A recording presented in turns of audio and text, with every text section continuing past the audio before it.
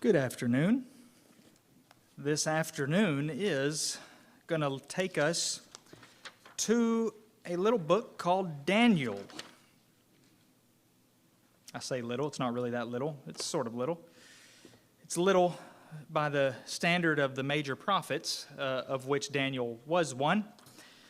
But I had originally said that there is a pretty good chance that Daniel will take more than one lesson. I'm not so sure anymore. The reason is because I thought maybe we could since this is a character study, we'll try to stick with the character aspect. And a big portion of the book of Daniel is prophecy. And so we could have gotten into that, and that would have definitely served as a second lesson. But it's not really that much about Daniel as a person. For now, we'll just plan on looking at Daniel the man, which is still from the book of Daniel, and leave it at that, unless there is a terrible amount of objection and desire to look into the prophecies of Daniel, in which case that would probably take one or two more lessons, or maybe even more than that, because they are pretty heavy. They're pretty big time prophecies. But Daniel, whose name, by the way, means, you should know by now that his name has God in it, because it ends in L. So these names that have L means God in Hebrew. So Daniel, you probably don't know the rest of it. I wouldn't have either. But judge is the other root, I guess, in his name. God is my judge, is what the name Daniel means. And he was a celebrated Hebrew prophet, actually the fourth of the major prophets, the so-called major prophets. Why were they the major prophets? Pop quiz. Didn't see that coming, did you? Joe says because they talk a lot. I think maybe we could twist that into being somewhat correct.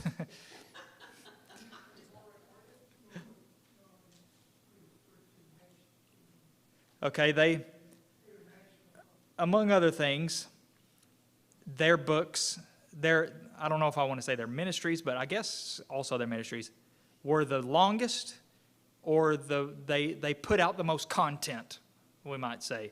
Or as Joe said, they talked a lot, okay? Very layman's way of putting it. But anyway, Daniel, that's why I say Daniel is sort of the standout of the four major prophets, because compared to Isaiah and Jeremiah and Ezekiel, Daniel's very, very short. In fact, I didn't do a word count, but there is a decent chance that it is shorter than some of the minor prophets' books, or at least very close. Chapter-wise, it is shorter than Hosea, at least, but overall, I can't tell you one way or the other. But he was the fourth of the major prophets. He was a contemporary of Ezekiel. I was back whenever I first studied more about this and learned, that was one of the things that stuck with me, and that I was very happy to know that Daniel and Ezekiel were working at the same time. Jeremiah in there too, a little bit different, but he was a contemporary of Ezekiel, of royal and noble descent, renowned for his wisdom, as we'll see, who was taken captive to Babylon in the first deportation, where he was educated and trained with others for the service of the heathen kings, and I sort of threw in there, who was later infamously framed and cast into a lion's den. The whole lion's den may be his main legacy. The other than the interpretation of some of the dreams, really, Daniel and the lion's den kind of go together. I mean, when you think of Daniel, you think of a lion's den. Yep. Did all of the major prophets live to be old men? Did all of the major prophets live to be old men? Jeremiah was old. Daniel was old. I don't know if there's anything about Ezekiel's age at the time. His ministry seems to have spanned a long time, but as far as, how old he was when he began, it's hard to say how old he was. And same thing for Isaiah, not a whole lot is in there about his age, if anything. But Daniel, we know, his ministry was Jeremiah and Daniel, maybe arguably, are the two longest active prophets ever. Because their ministry, Jeremiah was a pre-exile prophet as well as a mid-exile prophet and seemingly a post-exile prophet. So his was long. If you think the captivity lasted 70 years, so if he prophesied after it was over, we know he prophesied into when it was going on. So he may not have seen the end of the exile, but he at least prophesied after the exile had started to happen.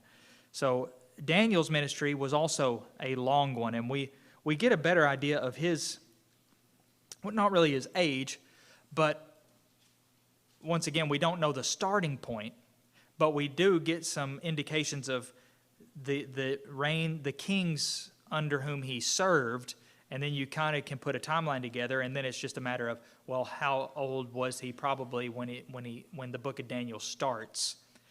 And then however old he was, you add this many years, and that's how old he was by the end. So his ministry did last a long time. He just wanted to throw a map up here just to give us an idea. It's unclear exactly where Ezekiel was by today's standards. So Daniel was in Babylon. He was taken into captivity to Babylon.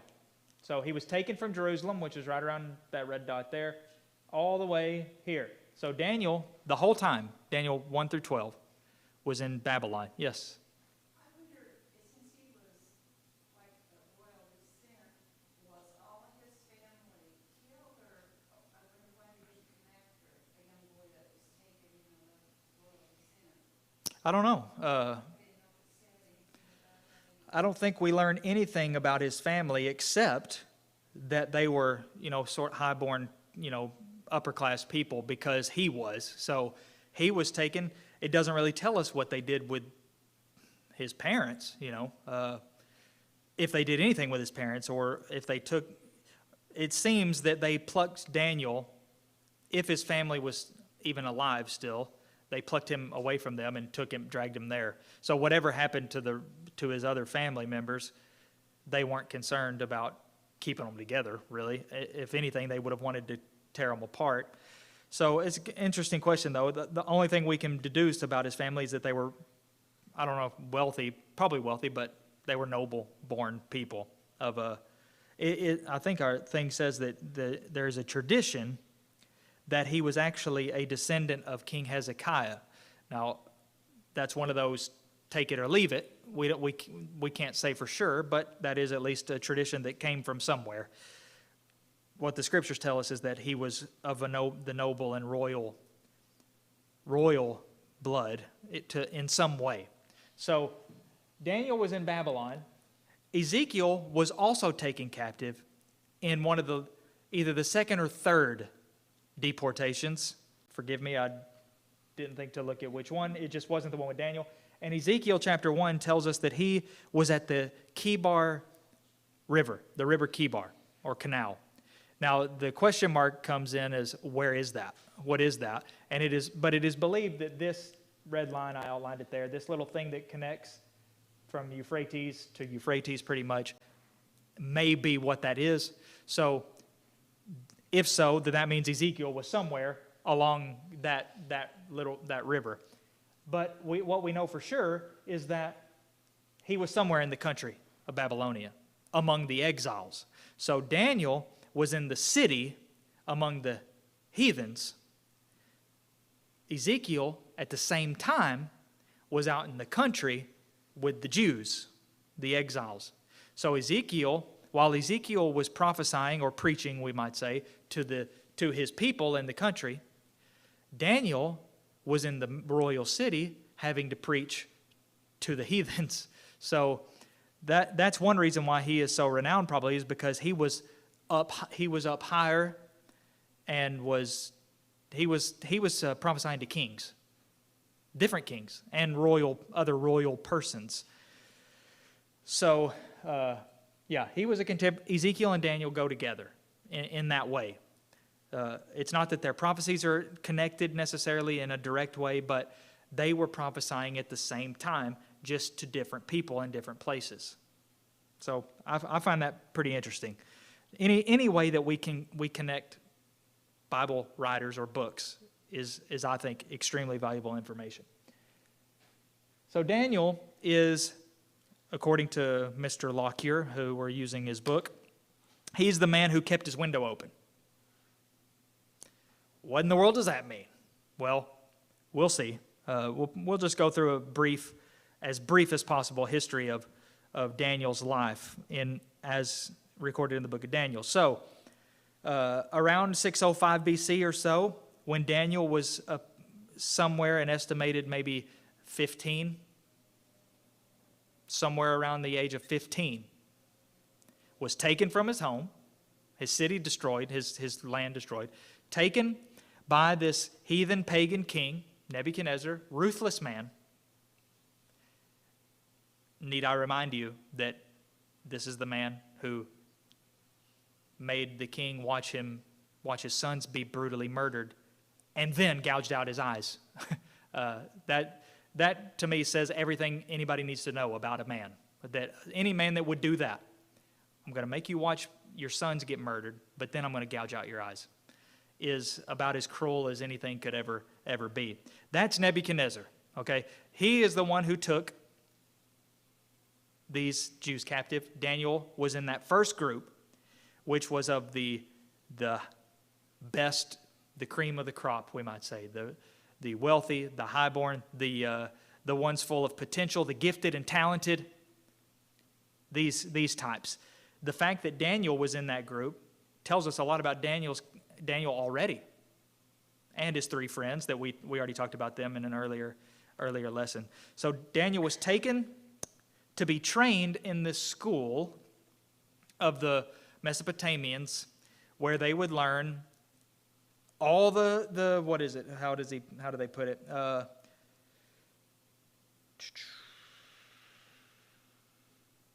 thought there was a phrase in there somewhere about all the ways of them. Okay, the service. Maybe I'm getting it mixed up with another place, but anyway, they're going to learn the things of the Mesopotamians. Teach them the literature and language. Okay. Of the Chaldeans. What verse is that? It's verse 4, last time. Okay. Oh, I see it now. Teach them. So they were already used without blemish and good appearance, skillful in all wisdom and understanding. But what they were being taken for into this school was to be trained over the period of a certain amount of time, a couple of years or so, 3 years, to learn the literature and the language of the Chaldeans. Chaldeans are Babylonians. So whenever you read Chaldeans, it's Babylonians. Maybe it's not exactly the same thing, but it's pretty much that's what it is. So Daniel was going to be trained, educated for 3 years, and then they would stand before the king. What we learn about Daniel is that he, along with his three friends, were better than, they excelled above everybody else. Seems no doubt with God's help. But not to take anything away from them, they were highly skilled, smart, full of potential. They had the capacity for this kind of knowledge and ability. So, which was also from God, a gift from God, just like it would be for us. Whatever capacity we have is a gift from God. So, not to take any credit away from them, but also not to take any credit away from God, they rose up. Daniel developed in fact, it says, in every matter of wisdom and understanding about which the king inquired of them, he found them 10 times better than everybody else. All the magicians and enchanters that were in all his kingdom. I think that's a hyperbolic. No, how do you come up with 10 times, I find you to be exactly 10 times better than everybody else. No, it just means far beyond. Way beyond everybody else. Chapter 2, that wicked man Nebuchadnezzar has a dream. And Daniel had a reputation. Actually, let me back up a little bit. Daniel, part of the perks of this school, this training program, was you get to eat from the king's table, which was something not to be scoffed at or, taken lightly, it seems. That was probably a huge thing. Nobody else got to do that. So that's a big deal. Daniel, however, said, no, I'm not going to do it because I don't want to take the risk of defiling myself with the king's food. And in faith and courage, he sought permission to just be fed the vegetables. And God providentially helped that work out. He gained a reputation for being somebody who could interpret dreams. In fact, Nebuchadnezzar has this dream, and he's worried about it, and he calls all those great men, the enchanters and the magicians and the sorcerers and the wise men. And he wanted to know what's going on and what it's about. I want you to tell me what the dream was first. He was wicked, but he wasn't no dummy. That's a smart move, isn't it? First, you tell me what dream I had, and then I'll know I can trust you when you tell me what it means. Because if I tell you what the dream is, you can make up anything, which is people still do that. What do these dreams mean? Personally, I think it's a bunch of nonsense. Dreams are just dreams. If you try to make sense of all your dreams, that's going to be a heavy burden on you. Some dreams are pretty weird and make no sense whatsoever. So people can just make up, oh, I know what it is. I bet it's about this. So he was wise enough to say, tell me what my dream was first. And then we'll go from there. I said, well, nobody can do that. Nobody can do that. But there was somebody who apparently could do it. Daniel. And Daniel did it. He gave the glory to God, but he did it.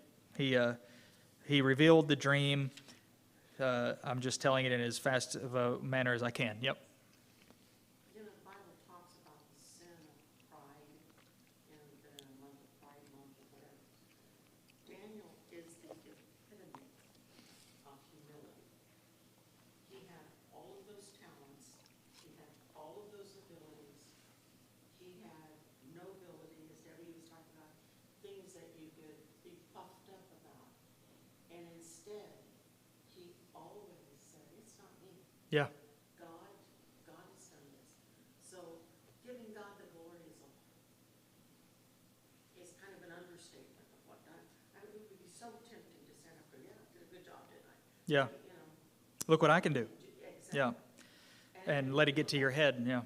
The definition is taking acknowledgement from your own self instead of acknowledging who actually deserves it.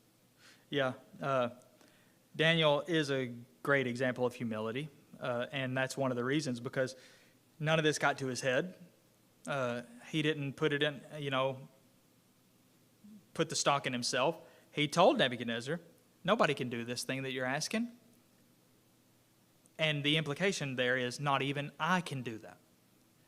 But there is a God in heaven. That's chapter 2, verse 27 and 28. But there is a God in heaven who reveals mysteries. He can let you know. He can make known to you what this dream is all about, or what will be in the latter days. So we're not going to get into the prophecies, but let me just point out very quickly. The dream that Daniel interprets is about the church. Jesus' church.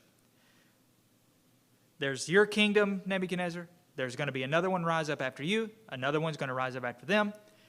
And then another one's going to rise. And then in the days of those kings, the God of heaven is going to set up a kingdom that will never be destroyed. That is, no question about it, a prophecy of the kingdom of God, the church.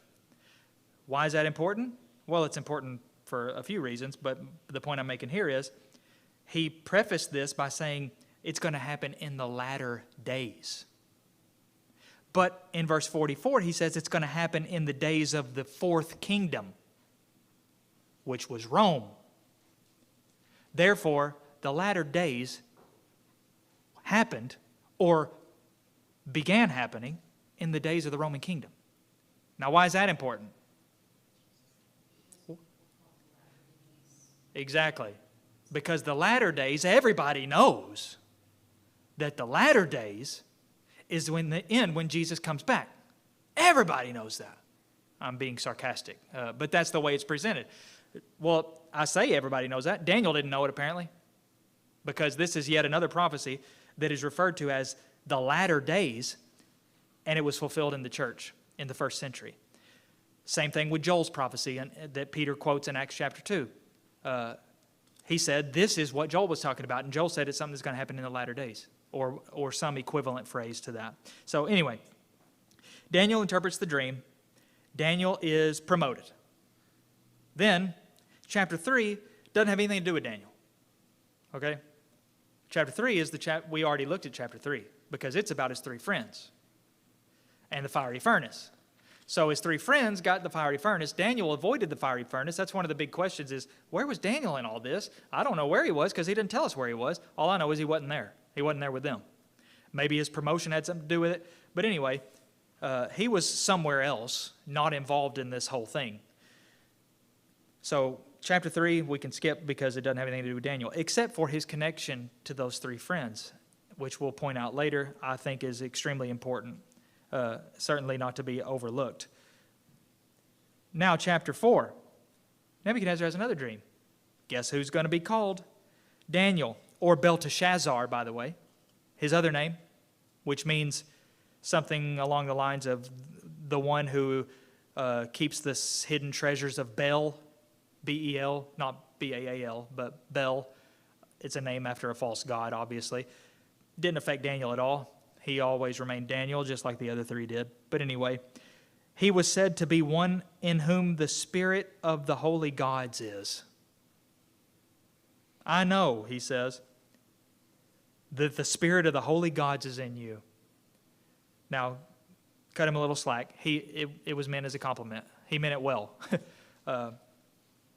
But twice, in verse 8 and 9 of chapter 4, in whom is the spirit of the holy gods. And again in verse 18 actually. So pretty big compliment coming from anybody really. We know what they meant. What he meant was the same as if he said the spirit of the one true holy God. But he said it in his own understanding. So Daniel's entire life was spent in this place, doing these kinds of things.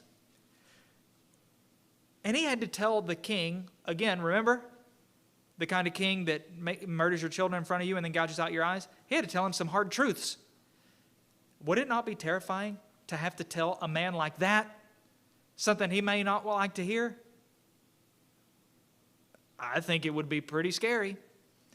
I would have a hard time. I'll probably be sweating and stuttering, and I would try my best to get it out probably, but I will be scared to death. We don't get any of that. Maybe Daniel was scared. We don't get that impression. He had to tell him that, this other dream that you had, God has given you a warning. And he's going to teach you a lesson so that you will know that the Most High rules in the kingdoms of men and gives it to whoever he wants, including you. You've got it because he gave it to you, not because you're so great. That would not have been easy to say. But what he said played out, and he was humbled, and he was sort of restored in a way. Then, chapter 5 is the infamous handwriting on the wall. So we don't know what Daniel was up to in his everyday life. We just know when he was called in to do something for the kings. I had a dream. Somebody told me you could tell me about it. So, okay, cool. Had another dream. Get Daniel in here. There's this weird handwriting on a wall. Don't know what it says or what it means. Get Daniel in here. So Again, he had to tell him, we already looked at this when we looked at Belshazzar. He had to look this king in the eye, who was probably just as wicked as Nebuchadnezzar in his own way, tell him, well, you're not going to like it, but basically, God is taking your kingdom away from you and giving it to somebody else.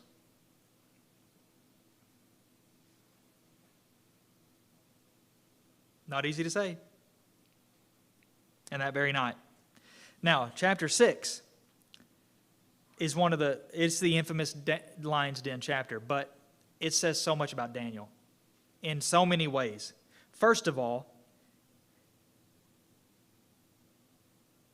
the king, Daniel again, there's a new king now. And sort of like we alluded to this morning, when a new king arises, everything is sort of reset. You know, the reputation you have is probably going to have to be built back up because he doesn't really know you. Well, nevertheless, Daniel became distinguished above all these government officials, and they didn't like him, naturally, because he was better than them and kept rising up. So they were going to find some dirt on him. Now, I don't care who it is. If your enemies seek to find dirt on you, most of us, they're not going to have to look very hard, are they? They're going to have to look long. They're going to find something. But they couldn't find a single thing against Daniel. Not a thing. So there's a compliment. It says in chapter 6, verse 4, they could find no ground for complaint or any fault because he was faithful. And no error or fault was found in him. Wow, that is high praise. But then what they actually said is another compliment. We shall not find any ground for complaint against this Daniel unless we find it in connection with the law of his God. That's an even bigger compliment. You know what they just said? The only way we're going to be able to entrap Daniel is if we connect it with the law of his God, because we know he's going to do the law of his God no matter what. He'll do it. That's another huge compliment. Wasn't intended as a compliment. They're just stating they were right. So that's what they did. They're setting him up. They made a rule, a law, that for such and such a time, nobody can pray to anybody, any God, except you, O king. Or whatever. I'm paraphrasing, I guess. And that silly law that anything that the king signs and passes the laws of the Medes and Persians cannot be revoked. We talked about this in the book of Esther. One of the silliest, most outrageous, ridiculous things that they could ever write into their bylaws or whatever. But that's the way it was. So they deceived the king because, the king liked Daniel. They deceived him. He had no idea that he was trapping Daniel or that they were. But here's what verse 10 says. When Daniel knew that the document had been signed. That's the most important phrase of that verse, because it doesn't say he prayed anyway. Now this happened, and then he prayed anyway. It says when he knew that the document had been signed. That's a step above. It's not just that he went about his everyday business like normal, but when he actually knew that this document had been signed, that would be his death warrant. What did he do? He went into his house where he had windows up in the upper chamber. He got down on his knees 3 times a day and prayed and gave thanks before his God as he had done previously. So he knew that they did this. How did he know? I don't know. But it says he knew. And he didn't change a thing. In fact, the text seems to imply he went right away. He went up and he prayed. And this is where that title comes from, the man who left his windows open. Because not only did he do like he always did and prayed, but he did it exactly like he always did. Anybody in his position, anybody else, sorry if I'm discrediting any of you, I would say anybody in his position would at least, we'll just close the windows, Still going to pray. God doesn't need the window open. I'll just shut the windows. And I'll whisper like this. I'll pray real quiet. I'll pray in my head. Not Daniel. Left the windows open and seemingly prayed aloud for all to hear. Well, the enemies they said, got him. We knew he was a dummy. We knew he'd do this. He'd walk right into this. And the king was very distressed because sort of like Herod with John the Baptizer, probably even more so. We get the idea that Darius was, sadly, a better man than Herod was with John the Baptizer. But he said, the text says, rather, that he did everything he could to try to save Daniel from that lion's den. But there was nothing he could do. So they threw him in. Mm-hmm. Is this like a concrete example of the New Testament when it says that Christians can never obey any law that would cause them to break a law of God, the new commandment?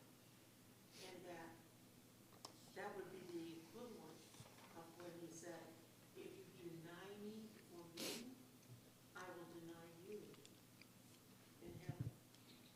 Is this a concrete example of that principle? I don't think so. I don't think it's necessarily because I don't think what Daniel was doing was actually a command of the law, so to speak. To pray, it's kind of like today. We are expected to pray. We should have a prayer life. But as for how our prayer life actually unfolds, that's more of a personal, some people pray once a day. Some people might pray once a week. Regular is the key, but some people might do what Daniel did, but I want to pray 3 times a day. It's not that that's a command, a law that has to be followed, but it was his custom. It was his, based on the idea of God and the law. This was Daniel's custom. I'm going to pray 3 times down on my knees and pray. And even though, so he's holding to his own principles, not just the law, but even his own conscientious principle. But see, if we let our light shine, look at what Peter denied the Lord 3 times. By denying him, what he said is, I don't know. Yeah. How often if we hide who our faith is in, aren't we denying him before In a way, yeah. around us?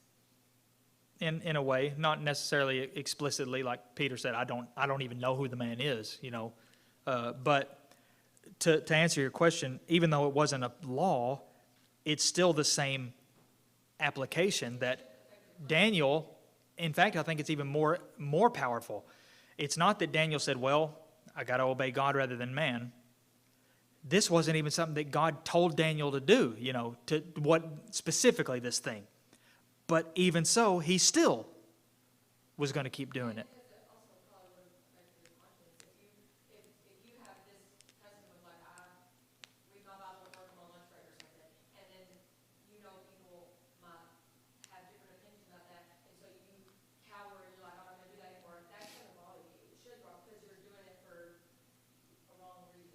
Yeah. Yeah, that's a tough spot to be in, but, it puts us in. Yeah, it wasn't just this is against our policy. This was if you do this, you'll be cast into the den of lions. And this is where the faith comes in, because Daniel knew what was going on. I don't want to, speculate, but if it was something that genuinely the king had, they had commanded, maybe Daniel would have changed something, because he should respect the authority. He could still do what God expects him and commands him to do and respect the authority, try to do that balance. But really, Daniel knew this was all a plot of his enemies, a trick. A king didn't really have anything to do with it. This was just a trick, just tailored to get Daniel killed because they were jealous of him. So, but it's his faith that shines in this, because he knew the sentence, but he was okay with that. Why? Well, one of 2 things. He either knew that he would die and that he would die right, or he knew that God wouldn't let him die because he was doing what was right. So either way, from Daniel's perspective, it's a win-win if I keep doing what I'm doing to please God. Dean? It was just about Yep. How about they thrown into the fire and furnace? They were told to do so. I don't know what the king did. Do you remember exactly what tree they caused? They were supposed to do some kind of thing when the music played. Every time the music played, I guess whatever they were doing, they would stop and bow down, and they wouldn't do that. Yeah. It's just almost the only difference is this one was fabricated this was tailored to get Daniel in trouble. The other one was just the thing that the king came up with. Different king, of course, but people told on them and said, these Jews aren't really doing. Well, that's the same thing here, that this Daniel, they went and told him, he pays no attention to you. Flat out lie. Total lie.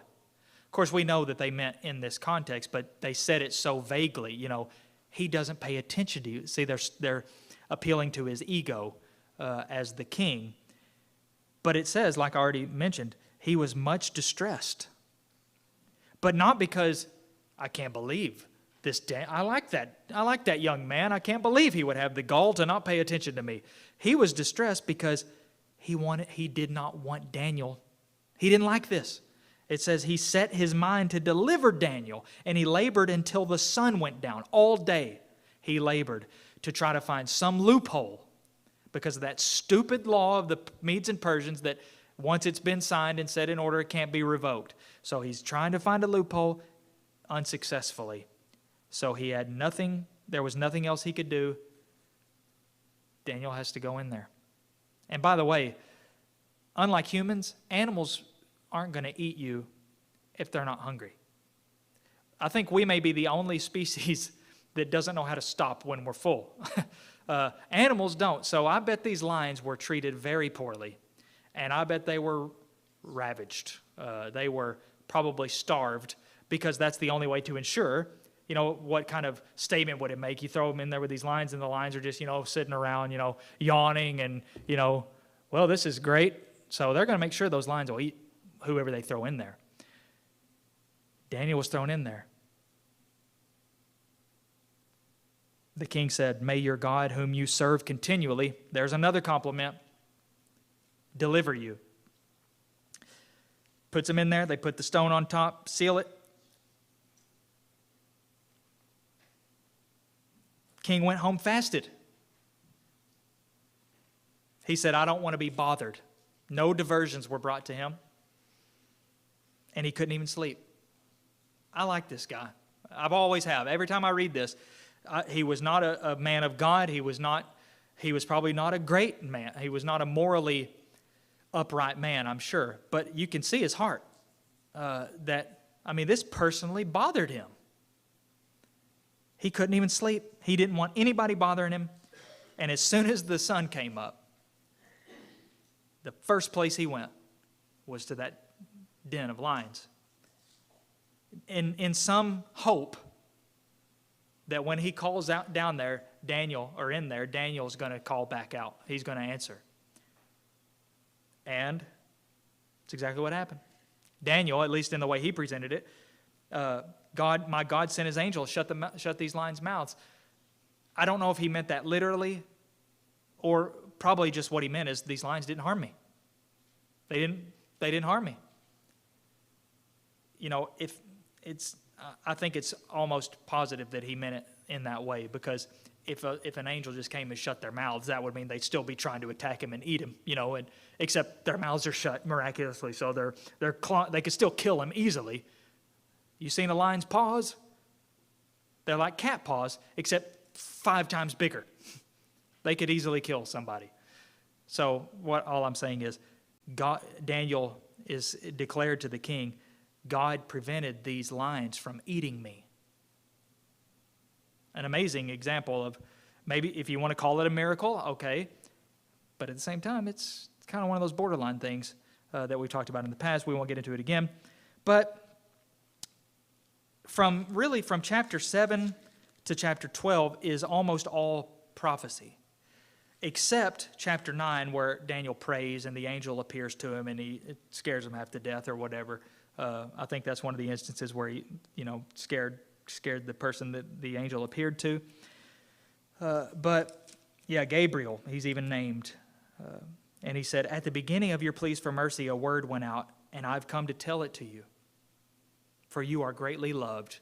It's just full of huge compliments to Daniel.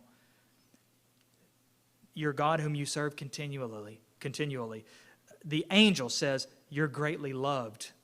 And God sent me here to tell you about. And by the way, speaking of Daniel's humility, chapter 9, the way when he prays, everything we've said about Daniel so far, just imagine when he prays on behalf of his people and he says, we have not listened to your word, to your servants, the prophets, who spoke in your name. We have sinned. We are wicked. We've acted wickedly. We have done wrong. Every single thing that we get, as far as information about Daniel would suggest, none of that applied to him. He wasn't one of them. He was one of the good ones, the faithful ones. Obviously, we learn that. But in his mind, he wasn't any better than anybody else. Just like Paul. We look at Paul and think, wow, Paul, I'm a worm compared to a man like him. But Paul viewed himself as a worm because of his humility and what he had done.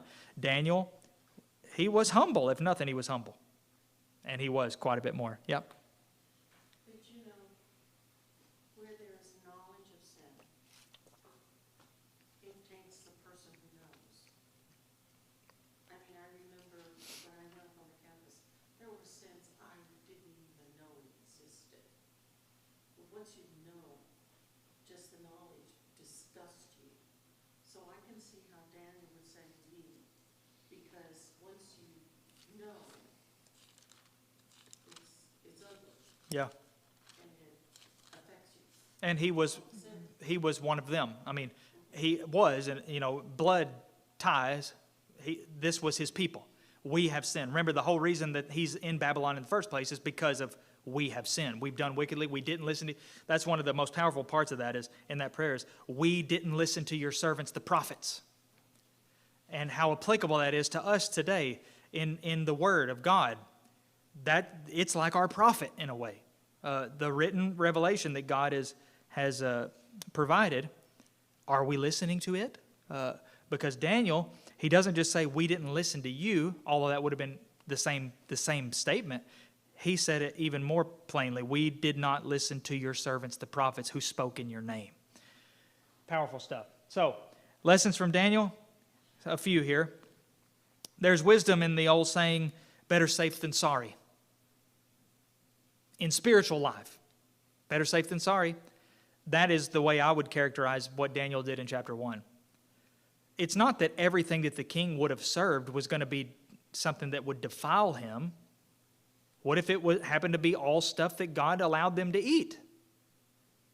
Well, it seems to me Daniel's mindset was this: better safe than sorry. I'm just not even going to take the risk of defiling myself.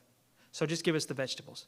Obviously, it wasn't about it's the king's food, this heathen king's food, and therefore it will defile me, or else that would apply to the vegetables too. So it obviously wasn't that.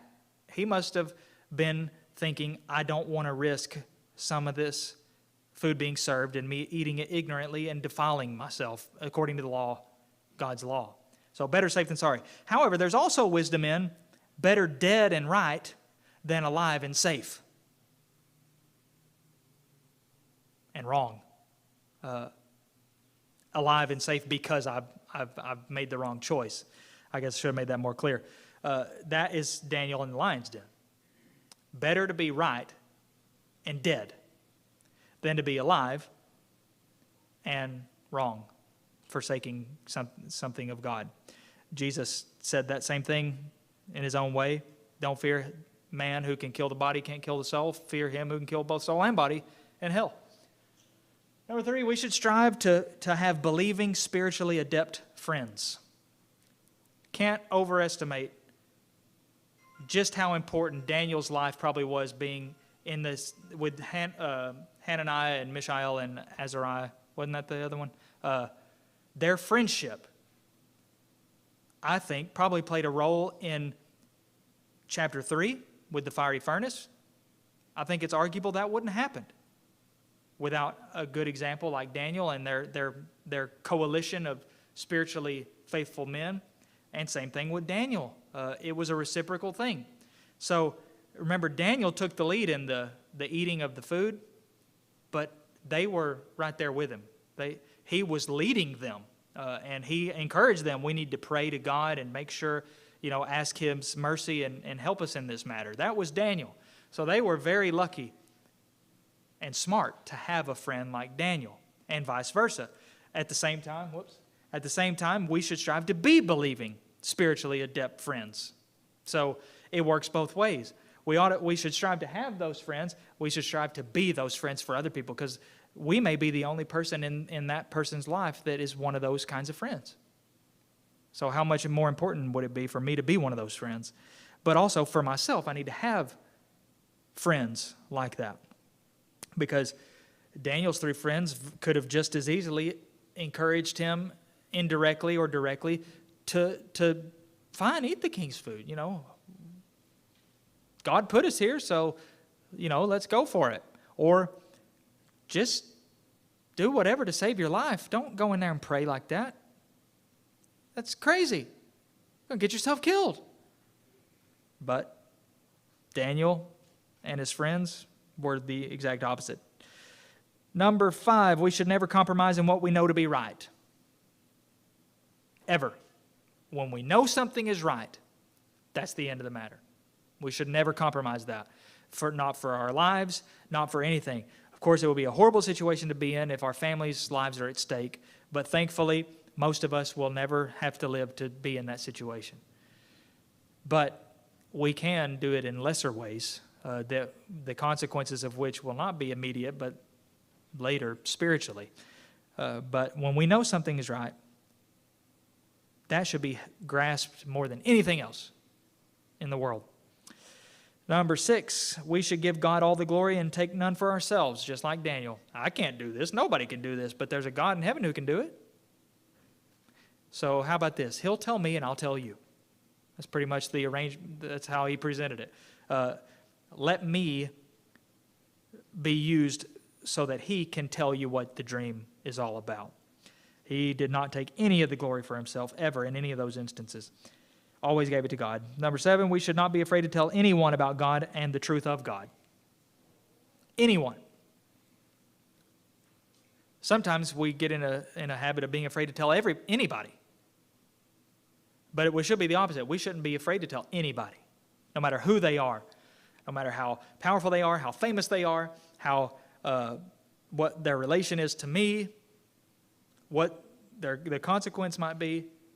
Daniel did not cower, just like Jeremiah and the other prophets. God was smart when he chose these men to do this, because he knew they would do it without reservation. Tell people about God. Nebuchadnezzar didn't believe in God. He had all his idols, himself being the biggest idol. And yet Daniel said, there is a God in heaven, and the Most High rules in the kingdoms of men. Just the one. There's only one God. He rules in the kingdom of men. He gives it to anybody he wants. That would have been hard, but we should take his example. Finally, we should pray often in faith, humility, and love and devotion to God. 3 times a day. That's what Daniel did. I won't say that is an authoritative pattern, but it's certainly not a bad example. I mean, regularly is the key. And pray, pour out our hearts. Daniel chapter 9 is just one of the several examples in the Old Testament, as well as some in the New Testament, of what prayer looks like, in my opinion. 1 Samuel 1 and 2 is another one. Hannah poured out her heart. She said, I've been pouring out my heart to Jehovah. You can read Daniel 9 and see that's exactly what Daniel was doing. He was pouring out his heart. He wasn't reciting things.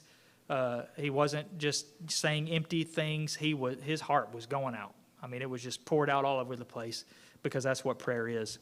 So Daniel is, there's a reason why he's such a big name and character, because of his example.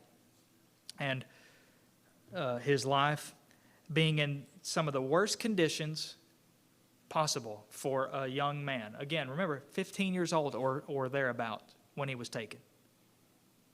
I wonder how many 15-year-olds today could be taken somewhere like New York City, alone. Of course, we know he wasn't alone. He had his 3 friends at least. Of course, we don't know much about their connection before this happened. I mean, we can assume they probably were friends before, but we don't know. Maybe they latched onto each other very wisely. But taken to somewhere like that, just like Joseph. There's a lot of parallel between Daniel and Joseph. Taken to this place in Egypt, all alone, dad's not around, brothers aren't around. I can get away with anything. But that's not the way he thought. It's not the way Daniel thought. So a lot of power in the example of Daniel. Any other thoughts or comments as the bells toll? If you can't hear them, they're tolling. The fake bell, the fake digital bell that's supposed to sound like a real bell. And it does for the most part. The open window was presumably toward the east, like Solomon prayed Probably. at any time, one of your Yeah, whenever they pray towards this place, which is, that statement is probably at least one of the bases for that practice, praying towards. To them it was east, or for him it would have been west actually, but, depending on where you are, praying towards he went east, so he would have been praying towards the west. It says that he had windows up there. So I don't know if he opened the window that was facing towards that way or what, but he kept it up, even though death was the consequence. Kind of puts us to shame, to be honest, in a lot of ways. Mm-hmm. But you know that there were a lot of rules in the law of Moses regarding what they ate and all of that. I've never forgotten inviting a Jewish candidate to our house one time for a hog roast. What a So I can assure you the king was probably going to serve those poor Hebrews things they did not want to eat. yeah. Let's see how they handle this. I didn't eat. Oh, it's beef, I promised. No, I don't know if they would do that or not, but only Joe would invite a Jewish man to a hog roast.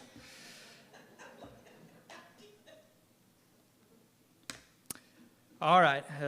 Surely there's something we can all learn from Daniel. And we can see things that we need to make better in our own lives and always grow. That's the key. Just grow. Move forward, upward. Again, baby steps are still steps, and we can all strive to better ourselves.